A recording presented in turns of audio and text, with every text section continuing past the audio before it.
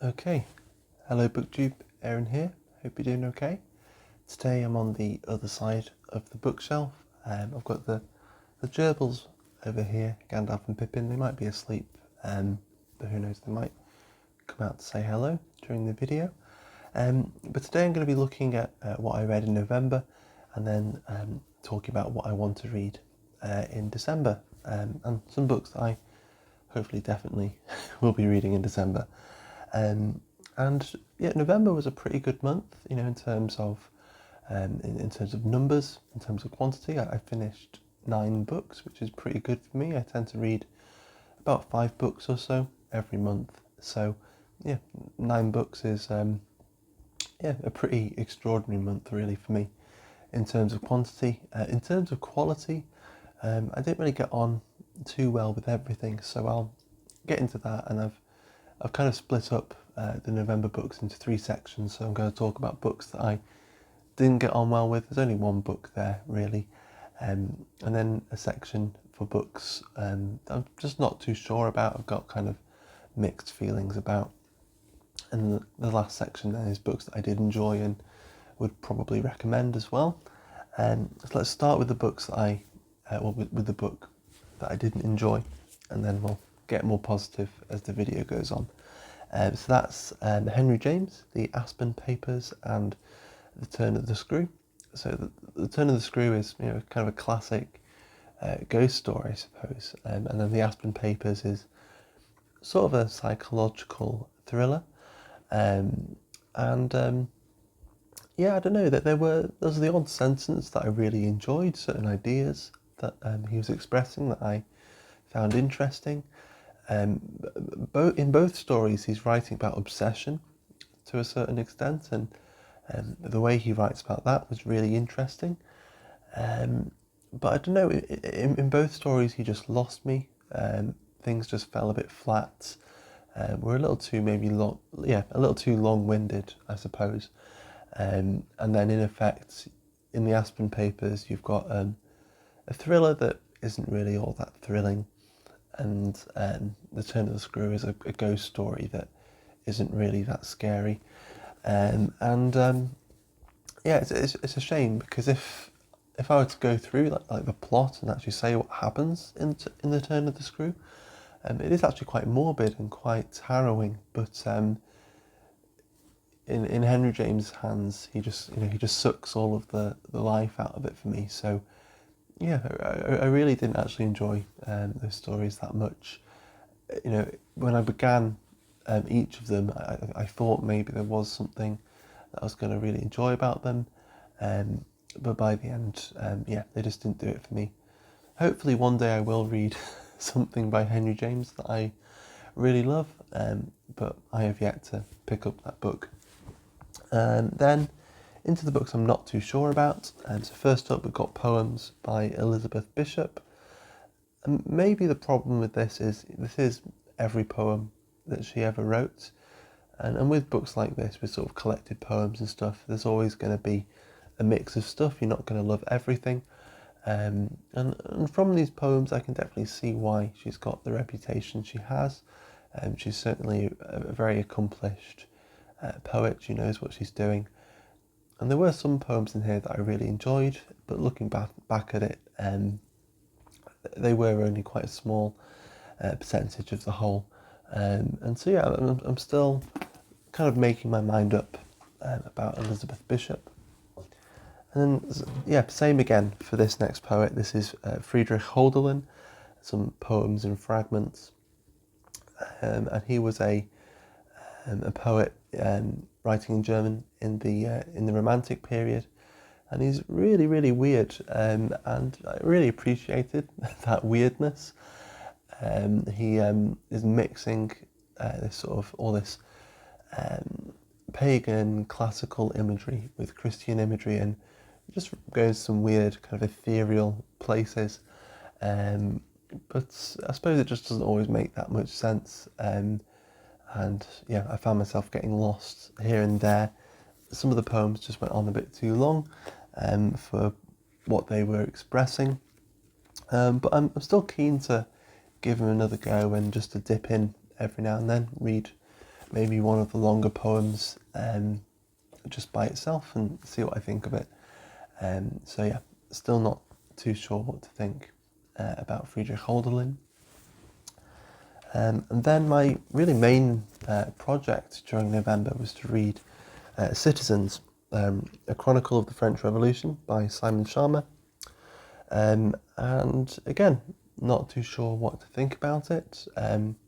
He raised a few interesting points. At times his writing style is quite energetic and entertaining, and then in other points he just kind of seems to be going on for too long about something that really isn't that interesting at all. His main point is a little contentious, I suppose. It's that the revolution kind of halted France's march towards modernity, and that actually there were sort of plenty of really interesting innovations and sort of all sorts of just interesting scientific and cultural things going on in the old regime in the sort of lead up to the revolution, and then with the revolution itself it just all grinds to a halt, and in certain aspects I can see where he's going, but you do get the impression that he's just trying to be contentious, whether that's for any justified reasons or whether it's just for the sake of being contentious, I'm still not sure about. But then on to the books that I really did enjoy. First up, we've got Marcel Proust and Remembrance of Things Past. I'm 2 volumes in now, so I finished Within a Budding Grove in November, and I really, really loved it. I'm really just coming to enjoy his style and the kind of mindset you get into when you're reading Proust. And yeah, it just feels like you're checking in with a friend. There's something really comforting about just sitting down and opening up Proust. So Proust Vlog Volume 2 will be up soon, hopefully. Hopefully I'll be able to make some time to film that. But I'm really looking forward to starting Volume 3. Hopefully in January I think I'll be restarting Proust. Then next up, there's Heart of Darkness by Joseph Conrad.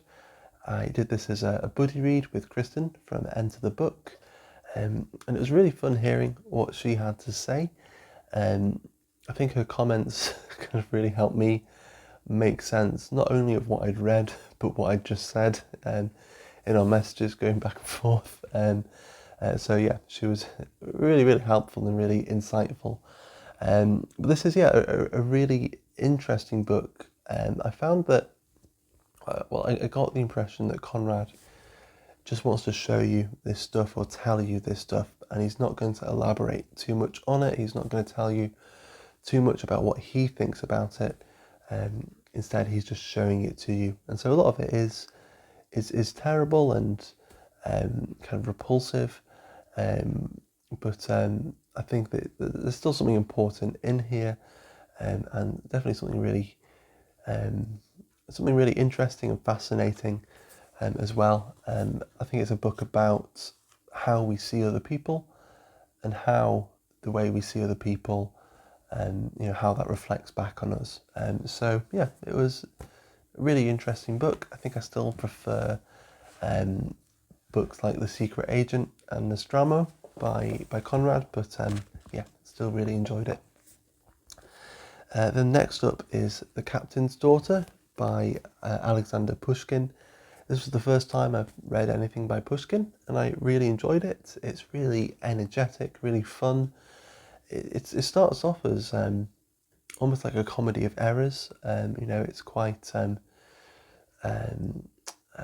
quite whimsical, I suppose, in some ways, and quite farcical. And then the tension kind of builds as the book goes on, and then there's some sort of more violence, and it just changes tone, and yet you don't feel disorientated. So yeah, it seems like Pushkin is really in control of what he's doing, and he's got a pair of really firm hands. So yeah, I'd really recommend this, and it's a really fast, energetic, fun read. Another one I'd really recommend is War of the Beasts and the Animals by Maria Stepanova. So this is a poetry collection, and I read her, I suppose, sort of memoir called In Memory of Memory earlier this year. And this sort of deals with a lot of the same stuff, a lot of the same traumas. It's almost like a commentary on that book, or maybe that book is a commentary on these poems, because both were written around the same time and they both kind of reflect each other. The poems are really quite, like the language seems really stripped down, but she really holds your attention and keeps you curious and interested about what she's saying. The only slight caution I had was Sasha Dugdale, the translator, said that it's more of a transliteration rather than a translation. I think that's because in the original Russian, Stepanova is just using these sort of cultural and literary references that maybe English-speaking readers won't really catch on to. So Dugdale tried to find some sort of equivalent references for an English-speaking reader, but then there definitely are some sort of Western some Western references that Stepanova does bring in. So it's at points you're not too sure whether you're reading Dugdale or Stepanova, but as a text and as an experience, it's still really, really good, and I'd still really recommend it. And then the last thing I finished in November was Albert Camus, and I read The Myth of Sisyphus, and again found it really really thought-provoking, he's addressing, I suppose, whether life is worth living. Once you've seen the world around you is just absolutely absurd and makes no sense, and what you're going to do, and he's kind of describing a life where you're not living in nostalgia, and you're not living in hope of tomorrow or of eternity, and it's just living in the day, and you just kind of keep going, I suppose. It was really quite thought-provoking. I don't think I explained it particularly well there, but I would recommend it, even if you don't quite fall in the same place as Camus, because he still challenges the way you think, the way you see the world, and I think that's a really valuable and important thing to do. And he does raise some really interesting, thought-provoking points, and it's just really well written, very, very clear, and still quite enjoyable read. So I'll move on into books I'll be reading in December, or hopefully be reading in some cases. So first up, the main thing I'll be reading is the Karamazov Brothers by Dostoevsky.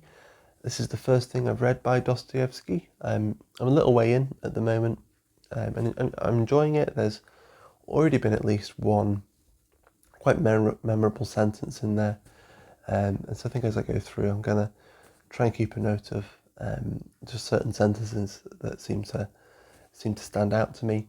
This is the pick in December for the 1001 book club run by Sandy from Miss Reads a Lot, and it's been a while since I've joined in and checked in with that group, so I'm looking forward to seeing what everyone has to say.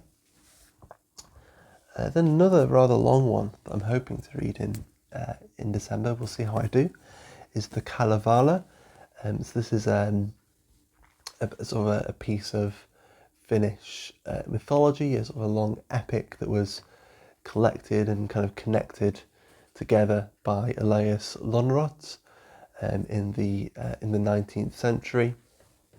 And again, I've just sort of dipped into the beginning and the tone and the feel of it, and the sort of the rhythm of the poetry. It's all in verse. Is really captivating, and I think I'm going to enjoy it, although it's quite a long one, so we'll see how it goes. I think I first heard of it in Underland by Robert Macfarlane, And yeah, he just made it sound so enchanting when he was talking about it in that book. And I think I've seen Steve Donahue talk about it as well, and I think it's popped up in a few other places on booktube, so it's one of those things I've been curious about for a while. And I do really love the cover as well. I think it's really cool. And then another project for a little later on in December, and that's to read Dubliners by James Joyce. It's been a while since I've checked in with Dubliners, but on the 10th of December I'm going to start reading, and I'm going to read a story every single day and then finish up with The Dead on Christmas Eve. So yeah, I was wondering whether I'd be able to do like a read aloud for it, and read each story on booktube each day, but with the way things are looking in December and sort of travelling and stuff, I'm not entirely sure if I'll be able to, but if I can, I'll do my best. I might just end up reading a few of the stories, but I'll see what I can do.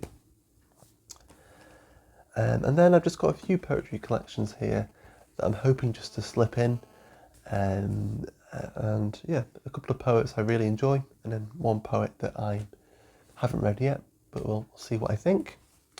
So we've got Alice Oswald, The Thing in the Gapstone Stile. So she's one of my favourite contemporary poets, and this is her debut poetry collection from, when did this come out? It came out in 1996. So yeah, looking forward to kind of seeing where it all started for Alice Oswald. Another poet I love, Sylvia Plath. This is Crossing the Water, and this is a collection of poems that she was writing between the Colossus and Ariel, so in a kind of transitional period. So I'm looking forward to seeing potentially how she's growing and developing as a poet, and it's been quite a while since I've read something by Plath, so I'm looking forward to that. And then to finish up, we've got Arthur Rimbaud, his collected poems. I've heard a fair bit about Rimbaud and I'm quite intrigued, so hopefully at some point in December I'll be able to read some Rimbaud, but I suppose we'll just see how it goes. But there we go, that's everything I read in November, everything I want to read in December, and yeah, I'm looking forward as we get towards the end of the year. I really love that feeling in that week between Christmas and the New Year, when everything's just really slowed down, and I'm looking forward to all of the wrap-ups and the postscript book tag and all of that stuff. I've already seen a few postscript book tags popping up, and I'll probably make my own eventually, but yeah, until next time, thank you very much for watching, and I'll see you soon. Bye.